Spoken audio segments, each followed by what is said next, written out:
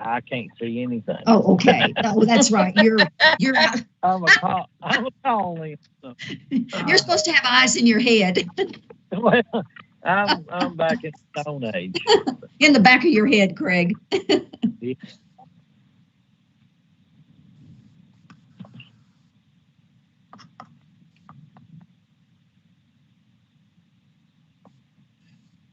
We do have a quorum, though. Well, that's good. Your life back in the family. My beautiful wife. I know it has babies, but that's over now.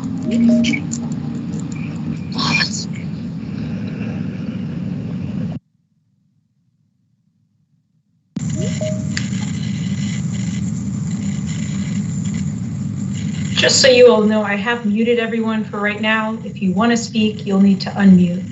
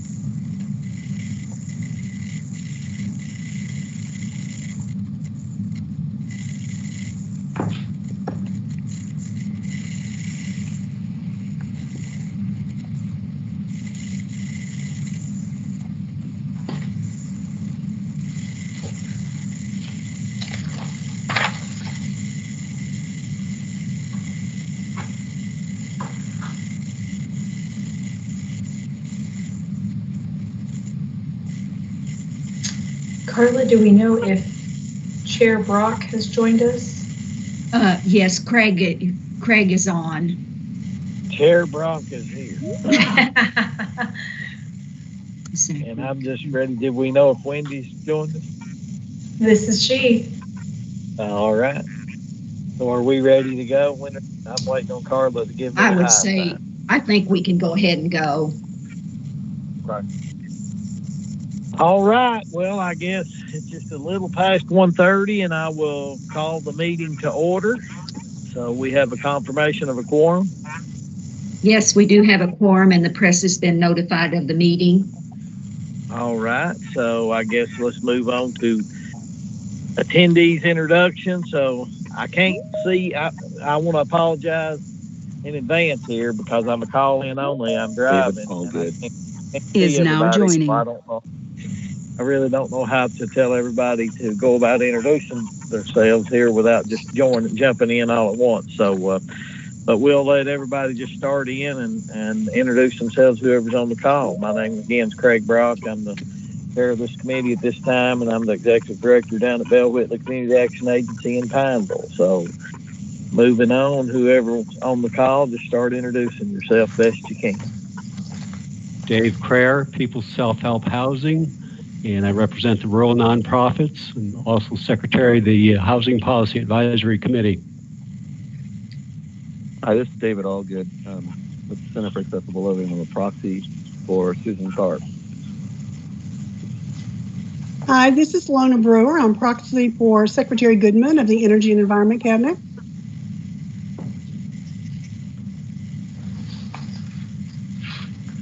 Hi, this is Susan Reber. I am proxy for the Lieutenant Governor. Good afternoon. This is Vicki Bowling. I'm with the Cabinet for Health and Family Services.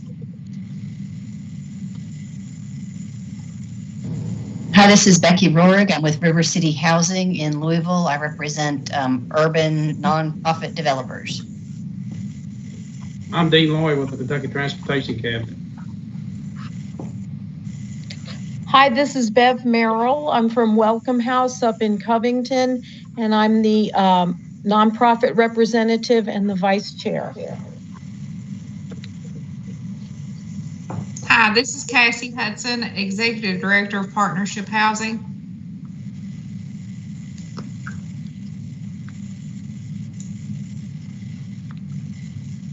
Lonnie Campbell, Kentucky Association of Counties. Abraham William Housing Authority of Bowling Green. Deborah Knight from the U.S. Department of Housing and Urban Development.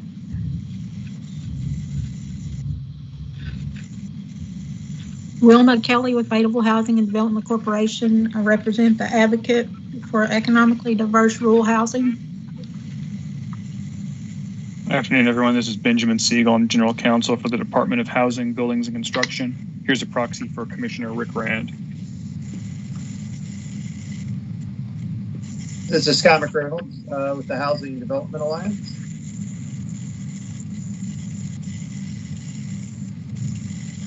Mike Turner with the Housing Authority of Burkesville.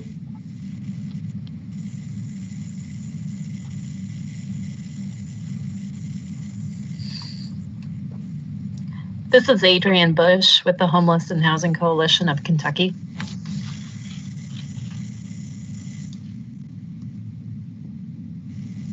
This is Winston Miller with the Kentucky Housing Corporation.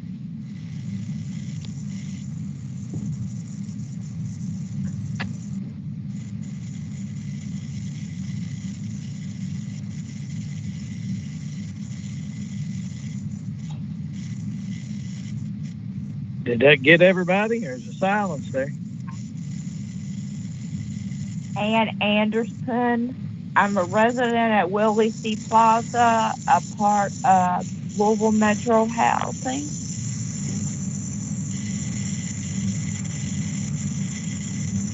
I am Anita Sanford. I am the CEO for the Home Builders Association of Kentucky.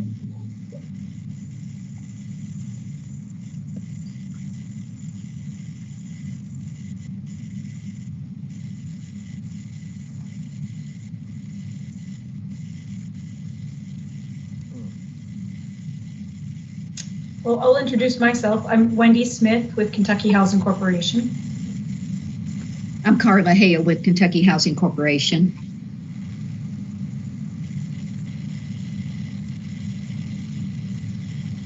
Did that get everybody, Carla, as far as you can see? Or? I can't see. I'm sorry. All right. Well, that's the blind leading the blind with me here, so I'm doing the best I can. I don't. If there's anybody else who hadn't introduced themselves that's on the call, feel free to jump right in there. This is Curtis Stroffer, KHC.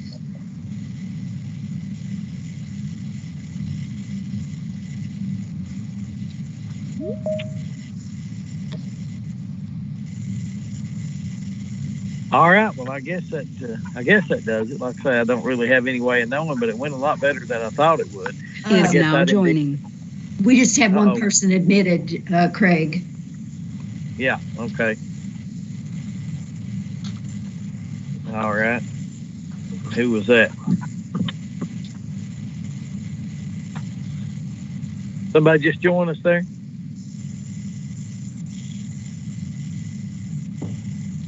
Yeah, there's someone I admitted in, but I didn't catch who it was.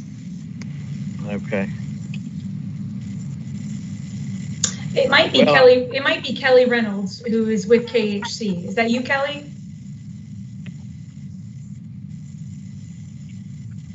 Oh well, let's keep going. Oh. Well, maybe you've got her muted. I don't know. Anybody else? It is Kelly. It's Kelly. It's Kelly that just joined. I'm sorry, I can't get my computer to connect for some reason, so I'm on the phone. So I'm just going to mute.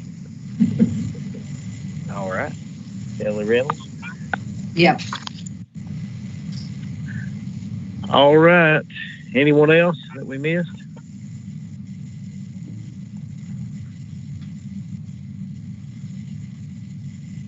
Well, I guess that's it. If not, feel free to just jump in and talk over me.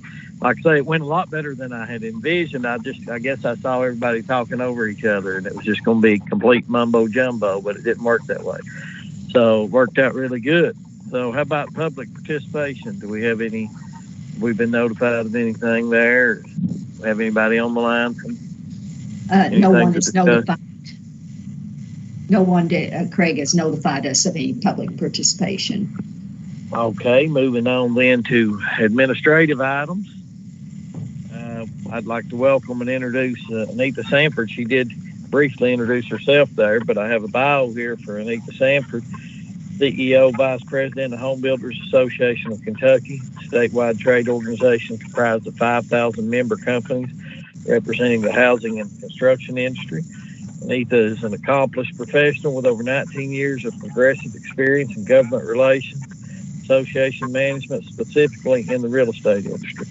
Previously, Ms. Sanford served as Vice President of Government Affairs for the HPAC, a position she has held since 2014, which directs housing and building industry policies and objectives involving local, state, and federal government affairs. She's a native of Bowling Green. Anita received a bachelor's degree from Western Kentucky University. Go Hawkers. Anita currently serves on the board of directors of the Hearing and Speech Center, is involved in junior achievement of the Bluegrass, and is the Kentucky Volunteer Family Empowerment Representative for RettSyndrome.org. So welcome to Anita Sanford. And also we had Ann Anderson, who introduced herself briefly. I don't have a bio for Ann, but welcome to Ann Anderson of Louisville.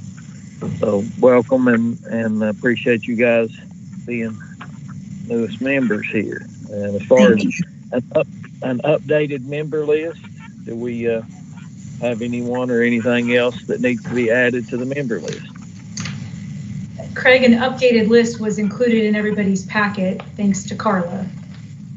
Yeah, and I just wanted to see if everything was right on that. Yes. And if not, I guess notify Carla if anything's out of line or if we need to change something on that list.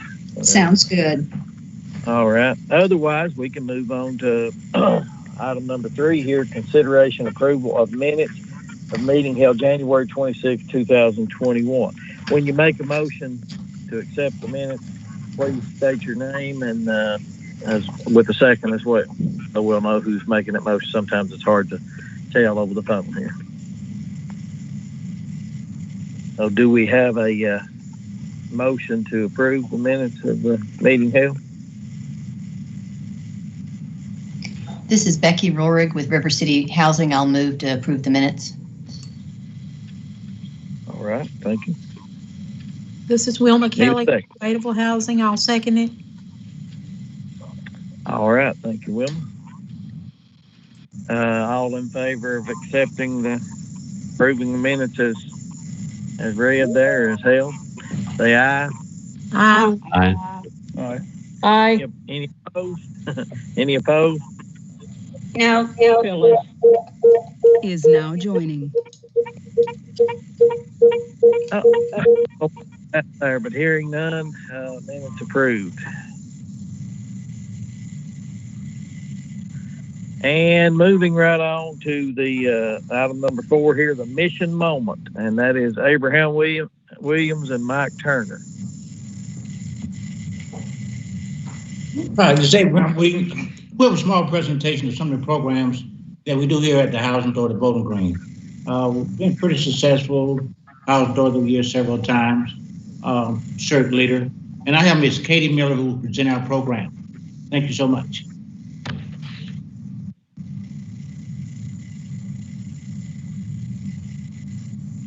Sorry, I just need to share my screen. If you look in the top right-hand corner next to the leave button, you ought to be able to see a box with an arrow that you can click to share your content. Top left hand. Right-hand corner. Right hand. Next to the leave button. I'm not sure, maybe it looks a little different on your computer. It must. It says I can open. We're seeing your screen now. Okay, awesome.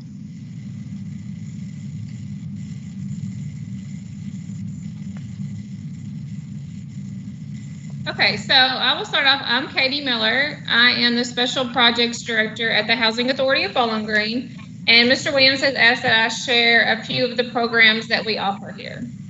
So this is just a little bit about us. We have 598 public housing units, about 1,400 residents, and this is a breakdown of ages as well as ethnicity. As you can see, about 40% of our population are immigrants, whether they're Eastern European, African, Hispanic, Middle Eastern, Asian. So we have a wide variety of individuals that we serve here at the Housing Authority of Bowling Green. In June of 2018, we were named an Envision Center. We were one of the first 17 in the United States to be named this.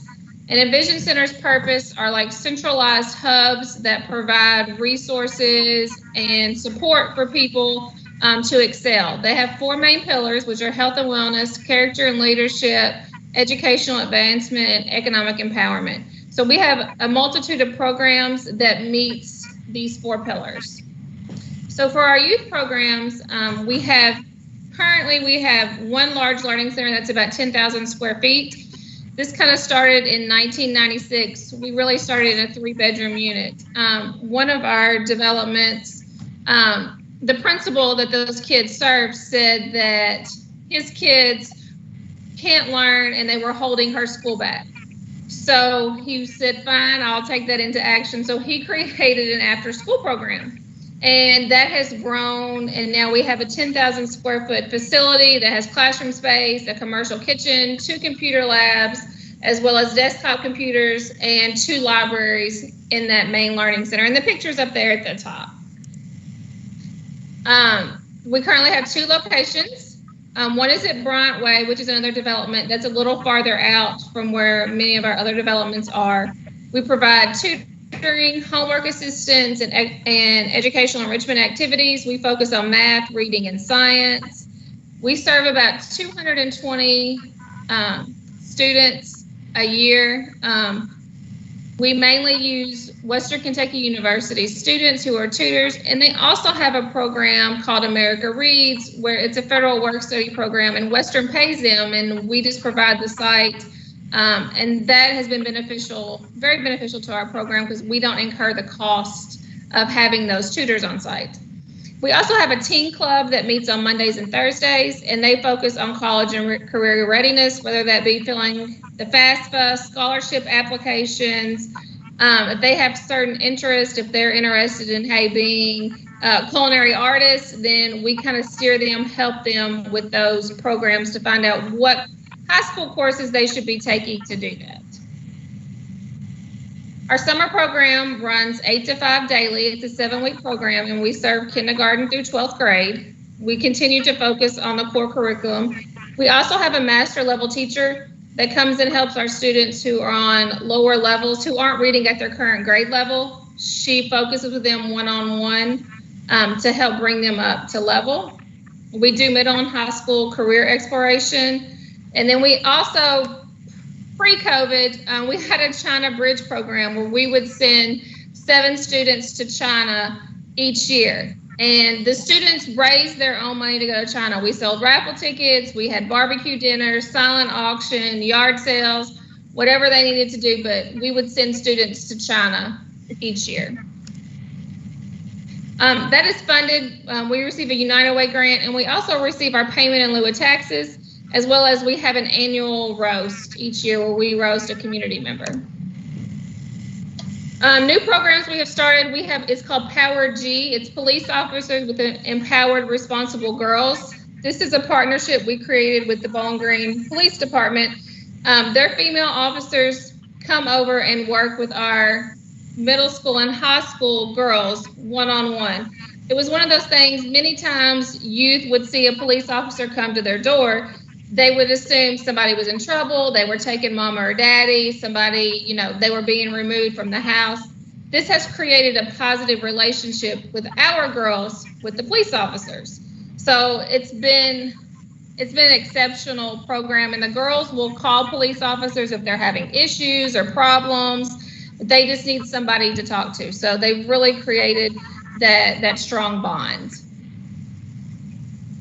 Some of the adult programs that we offer, we have a welfare to work program. This is individuals who are receiving KTAP.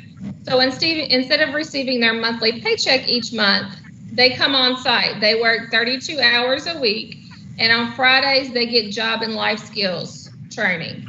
So we've had about an 80% success rate of keeping people off KTAP once they have entered our REACH Hire program. We also have a REACH program where individuals can work up to 40 hours a week here on site at the Housing Authority.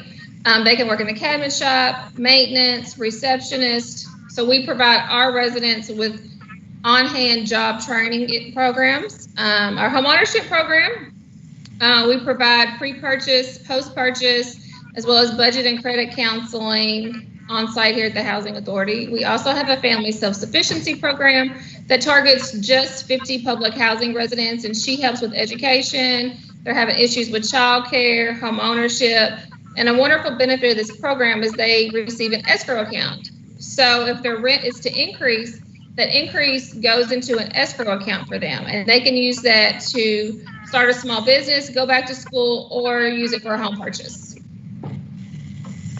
We also received neighborhood stabilization funds several years ago, and we were able to purchase and rehab 15 foreclosed homes, as well as build 10 new homes in the Lee Square subdivision.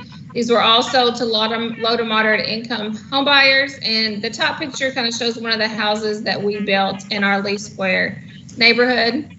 We also have a Sherwin-Williams homework program where Sherwin-Williams comes here 2 times a year and teaches participants the proper way to paint, what paints to use. And they also do lead-based paint removal instruction as well. Then we also have a community garden greenhouse that is adjacent to our Envision Center. And currently we have about 32 different families who have plots in the community garden. It's really cool to see because a lot of those are African immigrants. They like to grow what's native to their country and their land. So they'll be over there working in the garden, and they'll have the babies on the back, and they'll have the food on top of their head, packing it. Like it's cool to see. So, and we also receive funding for that from the Warren County Conservation District. We also have elderly and disabled programs. We have about 260 elderly disabled residents. So she helps them get out of their house, whether that be bingo, Keno, they have a walking club. She also does some health awareness camps about blood sugar, blood pressure, how to talk to your doctor if they need. We also provide transportation to doctor's appointments. We also have an adult literacy class because we learned that many of our residents had about a 3rd, 4th grade reading level because when they got to middle school and high school, they dropped out of school to help families, to help their family, whether it be working on the farm or whatever it was. So they've come a long way, as simple as reading basic recipes. We had one tenant who couldn't even tell you what her address was. So now she knows her address, she can say it. So it's a great little program that we have. A new program we recently started is our small business development program. This targets minorities, women, and low to moderate income individuals for small business ownership or enhancement. So we offer counseling, business training, how to write a business plan.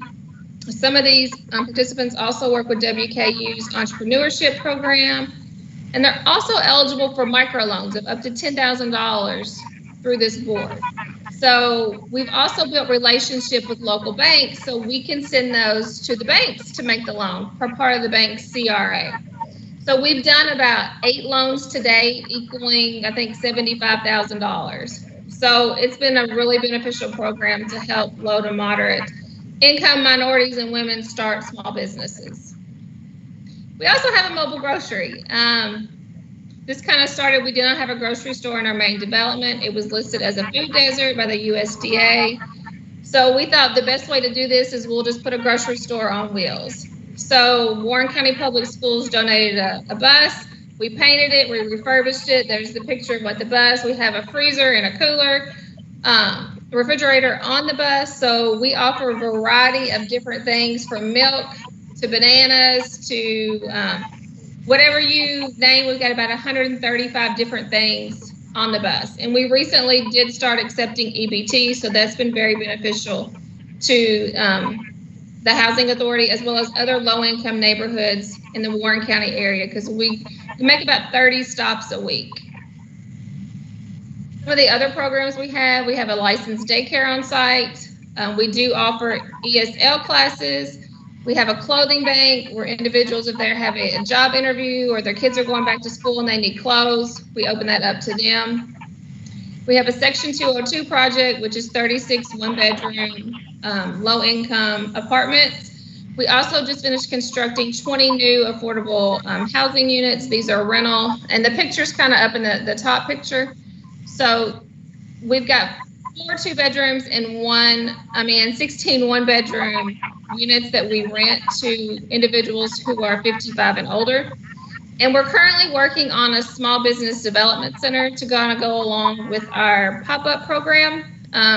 We're turning 1 unit in housing into 2 different small businesses. It'll be like a salad shop, hot dogs on one side, and then the other side will be a bakery. And we also have received notification that about a 20,000 square foot facility here in downtown Bowling Green, we're going to be able to turn that into a small business development center as well, where we'll be able to offer 6 to 7 different businesses a location that will have reduced rent for up to 4 years, so they can get situated and get started. Because many of the times the barriers that we have seen with small business owners is that rent is just outrageous and they can't afford the rent the first few years. So we're going to work to create that as well. We also have some Section 8 rental units. We have a church that is in one of our facilities that rent from us each month. We also have a garden house, and we also purchase and rehab homes, as well as we have a cabinet shop on site as well that can be custom cabinets. Pretty much anything that you need, our cabinet shop can do it. I know that was really quick and I talked really fast. So does anybody have any questions or anything? I will just say I think it's go ahead. It's an amazing array of programs that you have. Thank you. Yes, it is very impressive. You all are helping a great number of folks. It's very impressive. Yes, I agree. That was a whole bunch of stuff. Abraham, I live in Marion County, and the Western Kentucky Public Radio station is what comes in best at my house. And so I hear a lot of great stories about you all, the mobile grocery, the community garden. Just really impressive how you all have seen your role as so much bigger than just housing. Yes, we've been very fortunate, and Katie's our grant writer, to receive a lot of grants, but we have a lot of partnerships, especially with Western, the City of Bowling Green, the county government. So we can do a lot, but you can't do it without a lot of partners. And we've been KHC loans, Department of Local Government loans. So we've been able to do quite a few things to help our residents. And just in case if KC have some more money, we'll be glad to take their money if we have. Good to know. Yeah.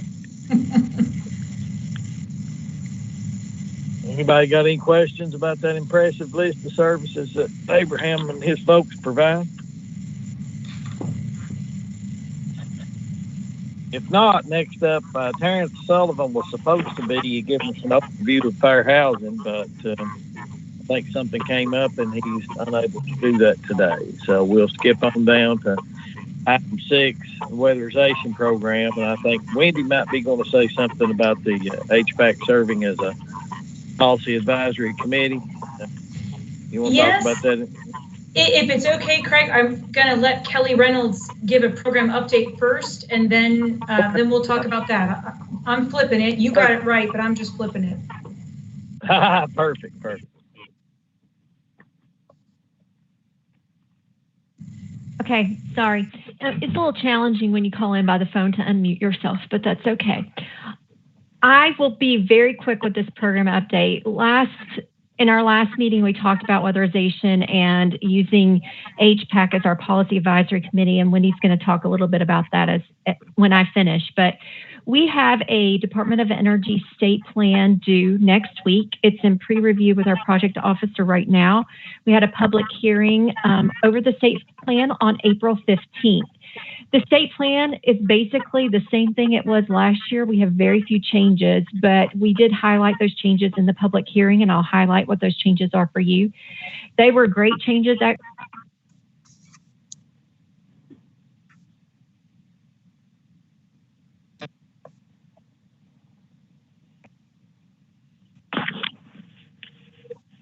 Can you all still hear me? I can again now. Okay, sorry. I got a little message that I had been muted, so I don't know how far we got, but we'll talk about what those changes are in the Department of Energy state plan. The first thing is, by federal legislation that was passed in January, we will be changing the re-weatherization date. That date has been October 1st, 1994, and what that means is if you had weatherization after October 1st, 1994, you cannot receive it again. There's been a lot of just scientific changes in weatherization measures since 1994. As you can imagine, it's been a long time ago. And so states have lobbied and have asked for that change for quite some time. This is a federal, and it will be a rolling 15-year date on reweatherization. We are waiting for some guidance from the Department of Energy as to what that means and what the legislation means, because there's some quirky language in it regarding other federal programs providing weatherization activities. So DOE is trying to get a handle on how it's going to roll out, but that is a change, and that was legislative. Another legislative change is that we traditionally get 10% admin on the Department of Energy grant, and we split. KHD keeps half of the admin for themselves, and we give half of the admin to the subgrantees. So this year, by legislation approval, we are changing, that is changing to 15%. So it's increasing from 10% to 15%. We suspect that is in the legislation, and that will continue for years to come. The other nice thing about the Department of Energy is for subgrantees that receive less than $250,000 in their allocation, which all of ours do, we can actually get them an additional 5% of admin. So it is really nice for our agencies. They're going to see an uptick in their admin this year, which is going to be extremely helpful. We also are having to do virtual monitorings. So we are required by regulation to monitor at least 10% of the completed jobs that our subgrantees do. We adhere to that, but what that means is we are out in clients' homes actually just testing and making sure that the work that the weatherization crews or contractors have done is done correct and appropriately. In order to do that, we're in clients' homes, but right now we are trying to stay out of clients' homes as much as possible for their health. And so we are doing virtual monitorings. We have started those in the last 30 days. We had to get a plan approved by the Department of Energy, but in order to continue those virtual monitorings, we had to include that in our state plan that we are submitting, which would start July 1st. So that was a change. We will go back to in-person monitorings when we can, but until we can, we will continue on a virtual monitoring process. And then the other thing that we did with this state plan is our average cost per unit for our completions are higher than what we are allowed to have by the regulation and by legislation for the Department of Energy grants. So what they allow us to do is to combine grant years. We were able to do that last year because of COVID, and we didn't think we would meet our averages, and they gave us the choice to do that again this year, so we're doing that again this year. What it allows us to do is it becomes a 3-year combined budget, but it allows us to use the higher average cost per unit, so it works to benefit our agencies. So that was the other change, and that was it. So we didn't really get any pushback in our public hearing about any of those changes because they were all good and made a whole lot of sense. The virtual monitoring was the only drastic change, but we had reviewed that in a statewide meeting in March very thoroughly, so there weren't any questions about that. And that's it. Any questions? Any comments? All positive. All positive, that's right. Thanks, Kelly. So the next item we would like to have HPAC consider is, at our January meeting, Kelly laid out that for our weatherization program, which currently focuses on, moderate and low income homeowners across the state, weatherizing their homes to bring down their utility costs. That program requires, the Department of Energy requires that we have a weatherization policy advisory committee like HPAC, and we would like to roll the weatherization PAC into HPAC. And Dave Crair pointed out quite right that this really is something that the HPAC committee should consider and vote on, because it would require an addition to the roles section of the charter. And Dave, I don't know if you want to say anything about that or advise in any way on that matter. Well, I haven't changed my mind since the last meeting. I do think it's a very good fit for the Housing Policy Advisory Commission charter, and we would certainly welcome including that in our things to do. So I guess then, Dave, if you saw fit to make a motion, you could do so to get it started or have some discussion. Well, since it's a good fit, I would be glad to make a motion to include the weatherization program in the Housing Policy Advisory Committee charter. All right, we need a second. This is David. David Allgood, I'll second that.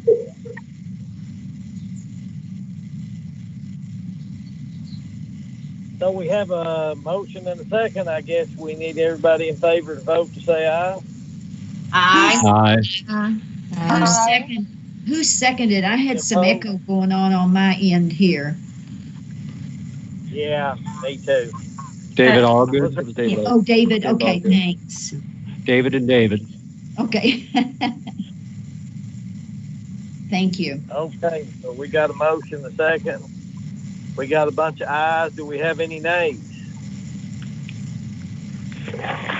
If not, I guess the motion to that to the charter carries, and we'll do so. Very good. Thank you all. We can skip those slides. So next up is, I guess, unless there's any more discussion about that, next up will be the KHC update, and that's Wendy again. Thank you, Craig. I am going to mute everyone just so we don't get too much feedback, so don't take it personally, but I am going to mute everybody. So I'm going to share with you all a couple of updates. One is basically how our current eviction rent and utility relief program is going, which we are running under the name Healthy at Home Eviction Relief. And then I'm going to share with you all an overview of the funding, housing-related funding included in the American Rescue Plan Act that just passed March 11th. We don't have any of those dollars yet, but we are beginning to think about them and plan about them. They're not all coming to us. Some are coming to organizations or properties across the state. But I wanted to give you all this overview because we are beginning to talk internally and plan internally and talk with some partners just very generally right now, because we need a lot of details from Treasury or HUD. But I want you all to get a snapshot of what this funding looks like, and I welcome ideas here and or in follow-up conversations as you see fit. So first, I'll give you this super big picture overview. Let me make sure I've got the right slide next. Yes, okay. So there have been two big buckets, two big pieces of legislation that affect housing as it relates to work that KHC does. So the first is, we just call it the acronym CRISA. It was passed December 27th. And in that was a significant amount of funding for eviction relief. Treasury calls it the Emergency Rental Assistance Program 1.0. And this funding came to the balance of state and then to Louisville and Lexington. They got direct grants as well. The three of us have coordinated our program designs so that renters get an identical amount of assistance in all three jurisdictions. And we talk every other week about the program and troubleshoot.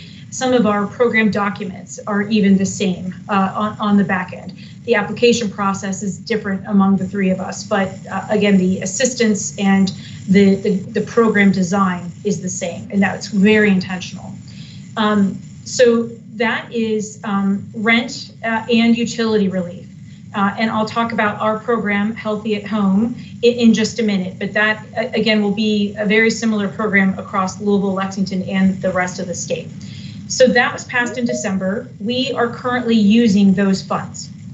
We have those came to the Commonwealth, to the Finance Cabinet, and then through a MOA subgranted to KHC.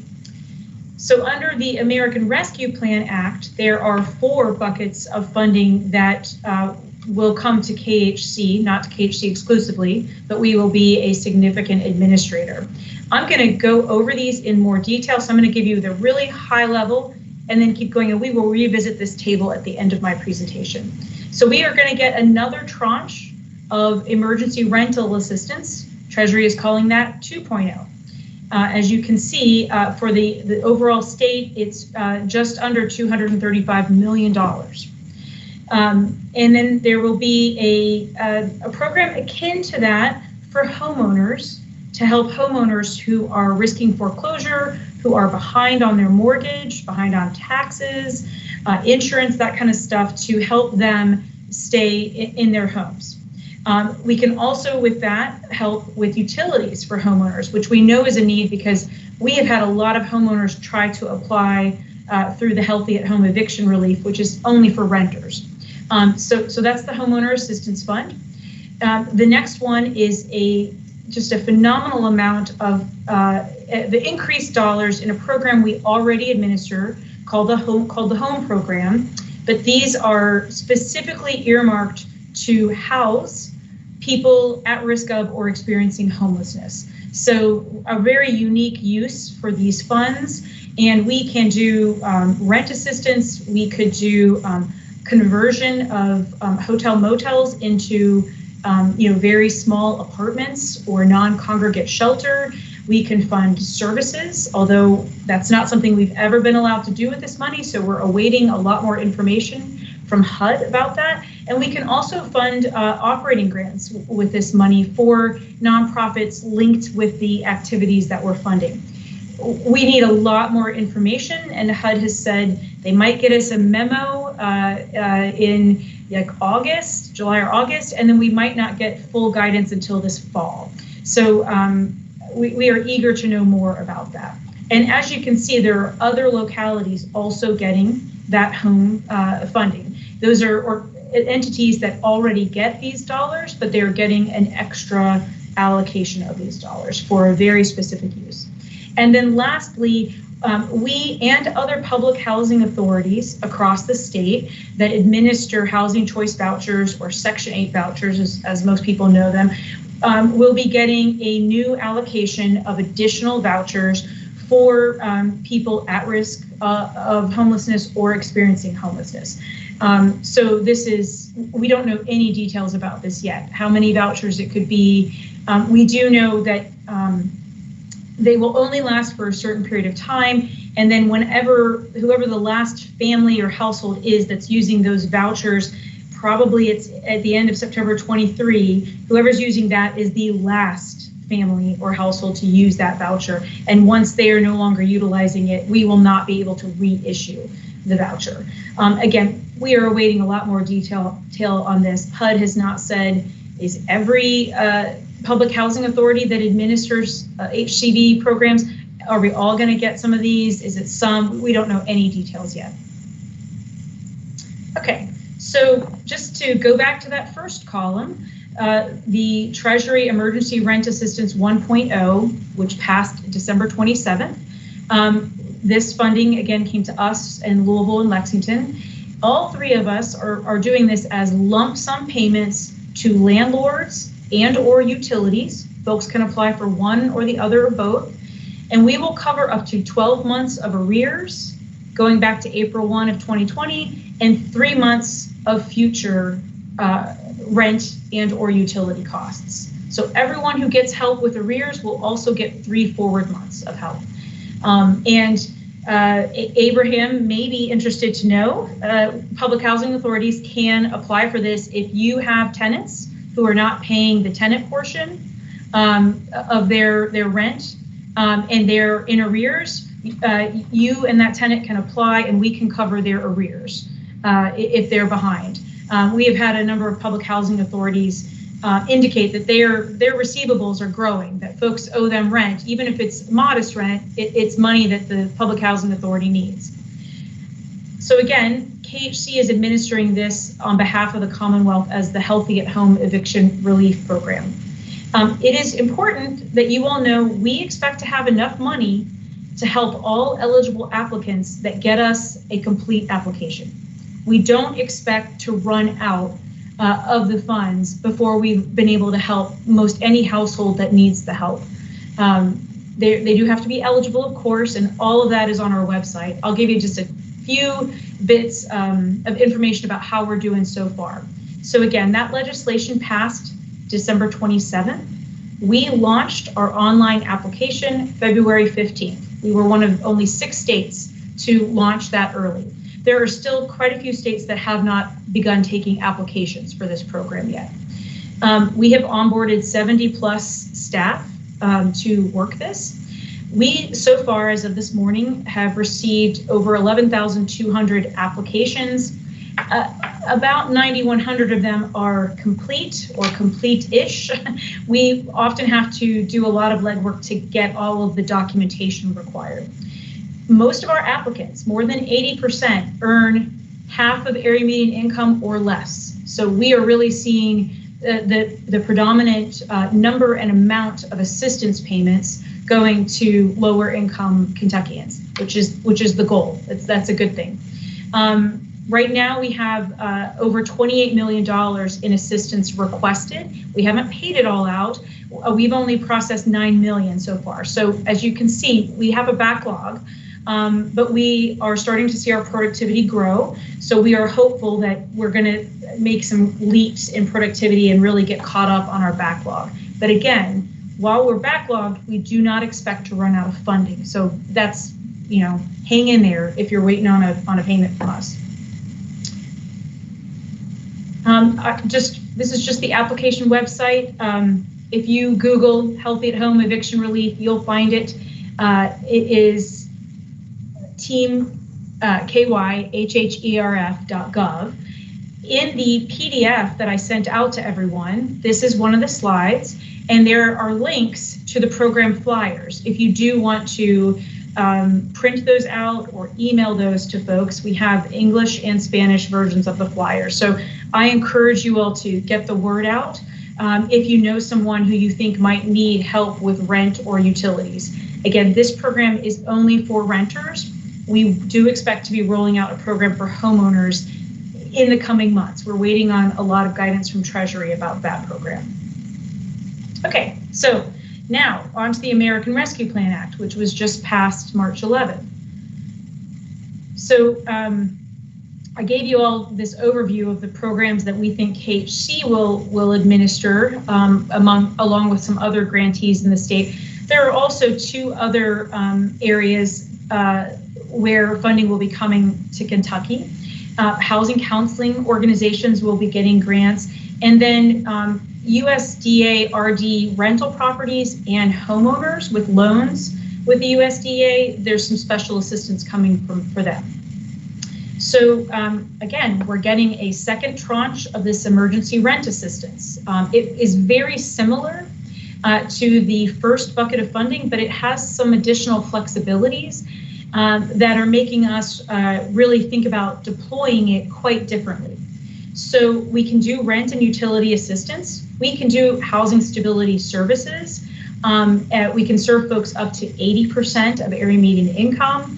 And we're just beginning, and if you want to have a conversation, let's do it, to talk with partners about what are the ways we might deploy the second round of funding through maybe sub-grants to partners across the state. We might keep some for healthy at-home eviction relief, but we have a lot of funding in that already. We're probably not going to need all of this second bucket. And we could look at things like rehousing the homeless, hotel motel stays, security and utility deposits, to help folks get housed, get rehoused, assistance to help those who are leaving recovery housing or leaving incarceration, legal services. Those are the kind of things we could potentially fund with this second round of funding, and do it a little bit differently in addition to healthy at home eviction relief. So we would keep that going, but this funding could basically be a little more dispersed in terms of getting it out across the state to partners that are already working with the households and could get them help. The Homeowner Assistance Fund, which I mentioned, this is again also coming from Treasury, and this is to help homeowners experiencing financial hardship during the pandemic.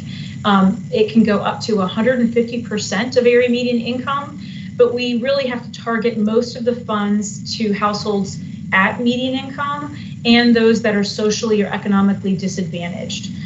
We administered a program similar to this during the last recession. It was called the Hardest Hit Fund. And our primary function was that we worked with housing counseling agencies and we paid loan servicers, so the bank that held the mortgage, we got people caught up, and sometimes we even paid a mortgage over time.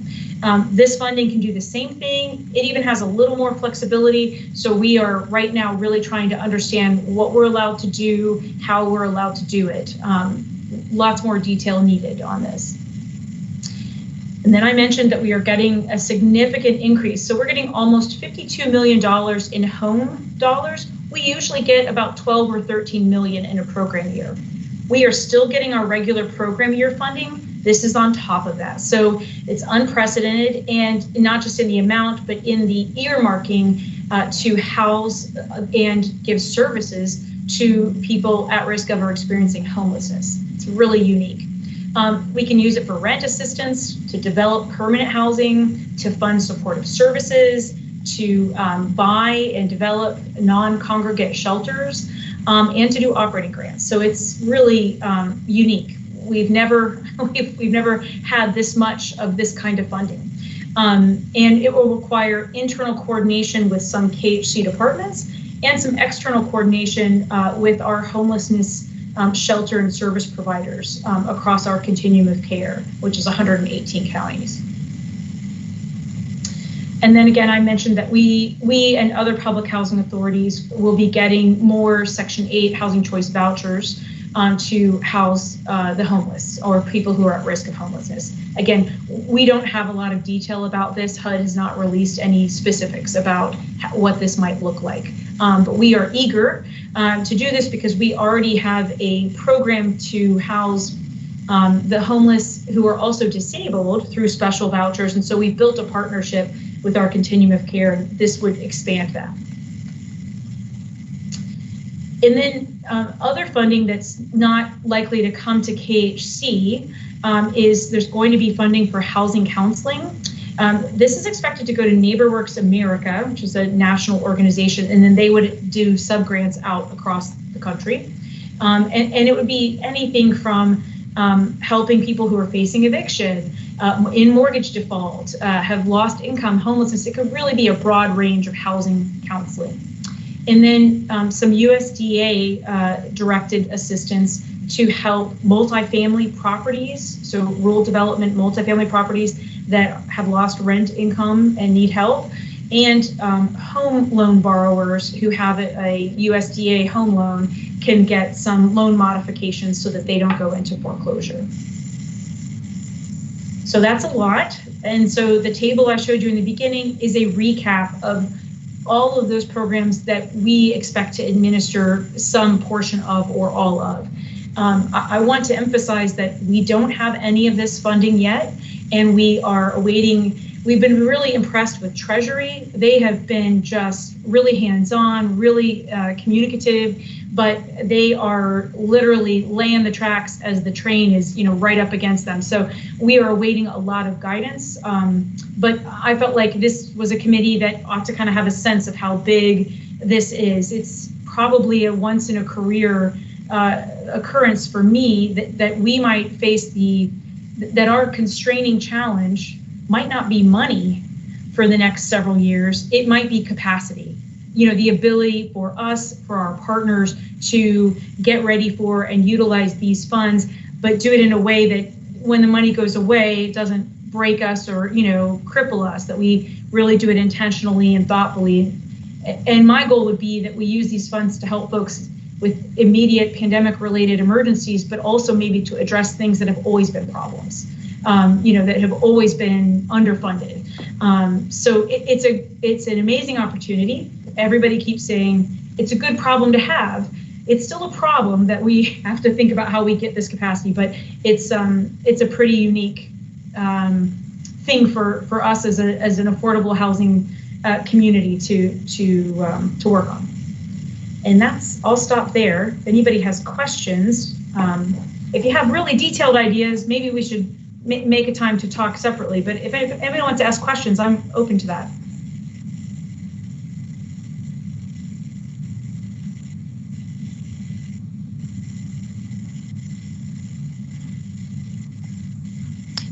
Wendy, this is Becky. Oh, sorry. Go ahead. No, go ahead. No, Wendy, I was thinking for the ARP funding for the homelessness funds, if we do deem that these funds can be spent on some of that transitional housing out of recovery, I'd be happy to help you with that or do what's needed. Obviously, I've worked with Mike Townsend a lot and certainly with our recovery community, and I know that they would appreciate that, and especially with the pandemic exacerbating some of our recovery efforts.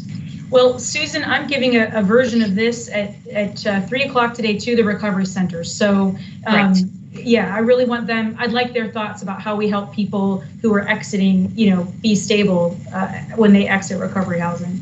Great, thank you. Becky, did you want to ask something? This is Becky with River City Housing. I was just going to say it's clearly a huge amount of work that you all are about to take on. And I don't think, HPAC clearly wants to support that and not be in the way of any of that. Is there anything that you need from HPAC other than our support and awareness? I need the resumes of wickedly capable project managers. That's what I need. I appreciate that. I think, either via meetings or in between meetings, if you have ideas or people you really think we ought to talk to, I feel like right now we have this opportunity to gather ideas and think big about what we might do, but there's going to have to be this necessary narrowing where it's just, what are we going to focus on and how are we going to get it done? And then we're going to be deep in the mechanics of that. So right now I feel like is the time for ideas before we have to kind of lock it down and get going. I appreciate you asking that, Becky.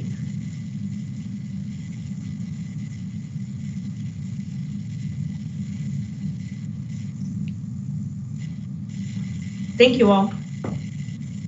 Thank you. Appreciate it, Wendy. Very detailed. And I'm sure most people will be, trying to ring you up to see what they can do to get some of that money. I mean, that's going to be a challenge. And I will say, Craig, if you're not signed up for our e-grams, please do sign up for them, because if we do funding rounds whether they're abbreviated or traditional, we will always announce it through egrams. So if you want to be sure you're aware of it, please do sign up for those. Most of you probably are, but I just want to reiterate that. So you're saying we shouldn't be calling you at home on your cell phone talking about this later? You can call me. You can call me, but I'm not carrying around a briefcase of American Rescue Plan Act money. So I would do both. You can call me and sign up for the egrams. Okay, I was hoping you'd meet me at the local 7-Eleven with a briefcase full of cash. Don't sound like that's going to work out, but thank you anyway. It does sound like an unprecedented amount of money that's being thrown at this whole thing. So hopefully we will use it wisely and be able to someday pay it back.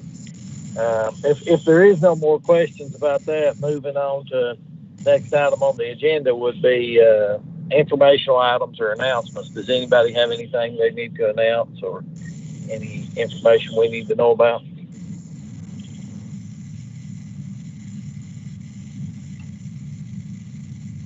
If not, I don't have anything. So next up would be suggestions for agenda topics for our July 27th meeting. I'm not sure if our July 27th meeting will be like this, some kind of hybrid deal, video conference, or if we're ever going to get back in person. That's above my pay grade, so I don't know. I would much prefer to get back to meeting in person, but Andy's not taking my call, so I'm not sure what we're going to do. But if anybody has any suggestions, I guess just get with Carla on those for the next meeting, and we can go from there. And if all hearts and minds are clear, Daryl Overstreet is now exiting. So if not, if there's nothing else to talk about, I guess we just need a motion for adjournment. This is Susan. I'll make the motion. All right. I'm sure somebody will second it. This is Vicki Bowling. I will second. Okay, we are adjourned. See y'all in July. It's nice to see everybody. Bye-bye. Is Thank now you. exiting.